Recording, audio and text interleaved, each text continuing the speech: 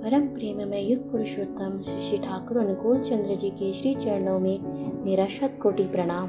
सभी को मेरा आंतरिक तथा आनंदित जय गुरु। सब कुछ त्याग कर संन्यास लेने से या दिन भर माला जपने से भगवान नहीं मिलते। जब तक आप अपनी प्रवृत्तियों को संयम नहीं कर पाएंगे तब तक दुख भोगते रहेंगे। ठाकुर जी ने कहा है, प्याज लहसुन मादक छोड़। क्यों कहा है हम से विस्तार में जानते हैं। अपने आहार विहार व्यवहार को अच्छा बनाने का प्रयोजन है सबके साथ वैसा ही व्यवहार करें जिसकी अपेक्षा आप दूसरों से करते हैं। आपको सोचना चाहिए कि आपकी किसी भी क्रिया के फल स्वरूप किसी को कोई कष्ट तो नहीं पहुंचेगा, किसी को कोई हानि तो नहीं हो रही है। अपने प्रवृत्ति में जागरूकता की पहचान है आहार विहार। आहार अर्थात भोजन शरीर के लिए जरूरी है। हमारे शरीर में जो बल है वह अन्न से ही आता है। भोजन नहीं मिले तो शरीर नहीं होगा और यह जीवन भी नहीं होगा। हम जीने के लिए खाते हैं या खाने के लिए जीते हैं, इसे समझना बहुत ही आवश्यक है। भोजन सब करते हैं परंतु सबके उद्देश्य अलग अलग होते हैं। साधारणतः 3 उद्देश्य दिखाई पड़ते हैं। पहला, स्वाद के लिए खाना, जीवा के लिए खाना। ऋषि मुनि कहते हैं स्वाद के लिए नहीं खाना चाहिए अपितु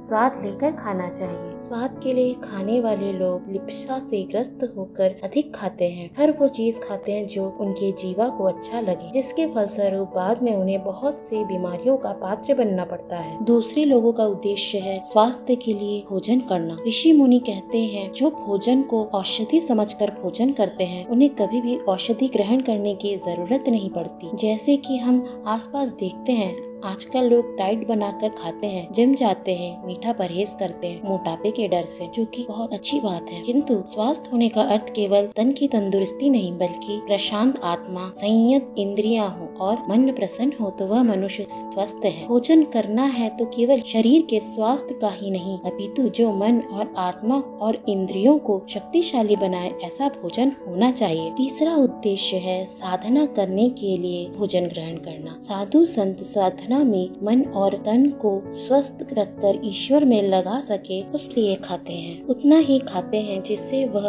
अपने मन को शांत रखकर इंद्रियों में संयम बनाकर ईश्वर का भजन कर सके। भोगी स्वाद के लिए खाता है, रोगी स्वास्थ्य के लिए खाता है और योगी साधना के लिए खाता है। यह भारत वर्ष में बहुत प्राचीन काल से सुनते हैं हम कि हमारे जीवन का हमारे मन और तन दोनों से संबंध है। अब वैज्ञानिकों ने भी यह प्रयोग करके सिद्ध कर दिया है। हम जैसा भोजन करते हैं हमारे मन मस्तिष्क पर उसका वैसा ही प्रभाव पड़ता है। अमेरिका में एक प्रयोग किया गया था जिसमें अपराधियों को अलग अलग समूह में बांटकर अलग अलग प्रकार के भोजन कराए गए थे। पहले 10 को दूध दिया गया था तथा दूसरे 10 लोगों के समूह को शाकाहारी भोजन तथा तीसरे 10 लोगों के समूह को मांसाहारी तथा शराब दिया गया था। परिणाम चौंकाने वाले थे। जिन्हें दूध दिया गया था उनकी 6 महीने में भावधारा बदल गई। उन्हें अपराध बोध होने लगा, आत्मग्लानि हुई। जिन्हें शाकाहारी दिया गया उन्हें 1 साल लगा,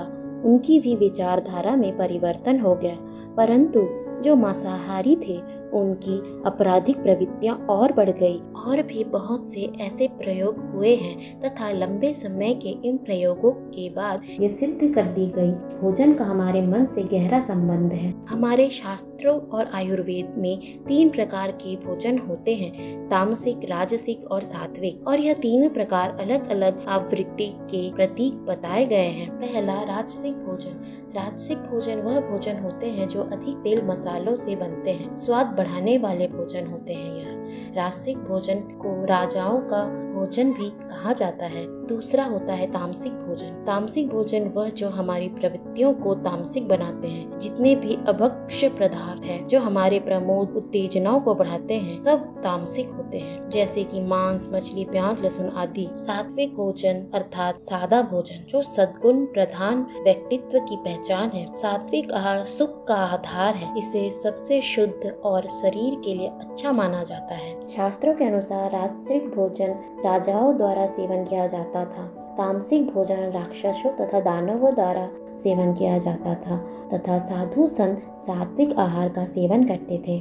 विशेषज्ञों के अनुसार सात्विक भोजन की यही खासियत है कि यह आपके पेट को आराम देता है और इसे खाने से आपको ताजगी का एहसास होता है। मन भी शांत रहता है, क्योंकि ऐसा भोजन करने वालों को कभी भी पेट संबंधी बीमारी नहीं होती है। आयुर्वेद के मुताबिक सात्विक भोजन करने से मानसिक शांति मिलती है।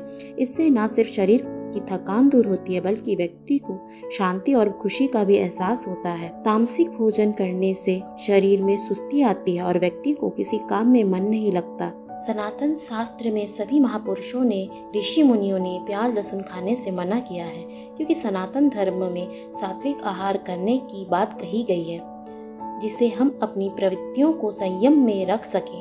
श्री ठाकुर जी की दीक्षा लेने पर लहसुन प्याज त्यागना अनिवार्य नहीं है। आप अपने जीवन को कैसे जीना चाहते हैं, यह आप पर निर्भर करता है। ठाकुर जी ने हमें मना किया है तामसिक आहार ना लेने से। अब आप उनकी बात को कितना मान सकते हैं, यह आप पर निर्भर करता है। जो जितना मानता है, अपने गुरु के पद पर जितना चल सकता है, वह उतना ही सुखी और सफल होता है। अंत में मेरा आप सभी से निवेदन है कि ठाकुर जी की बातों को, उनके आदर्शों को दूसरे तक पहुंचाए।